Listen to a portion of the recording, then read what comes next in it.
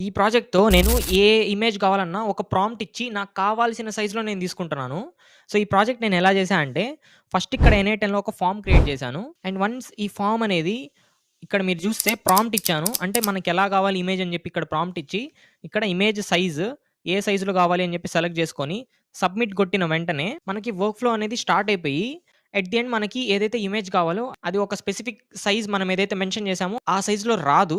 ఈ convert to file ద్వారా మనం ఏదైనా సరే, ఏదైనా ఒక ఇమేజ్ ఉంటే దాన్ని స్పెసిఫిక్ సైజ్‌లోకి క్రాప్ చేసుకుంటాము. మళ్ళీ మనం అదే ఎన్‌ఐ10 ఫార్మ్‌లోకి ఏదైతే ఇమేజ్ జనరేట్ అయిందో దాన్ని అక్కడే పెడతామనమాట. సో, మనం జస్ట్ ప్రాంప్ట్ ఇస్తే అది ఆటోమేటిక్‌గా సైజ్‌తో పాటు మనకి అక్కడే వితిన్ 2-3 మినిట్స్ మనకు ఆ ఇమేజ్ అనేది కావాల్సిన సైజ్‌లో ఇస్తుంది.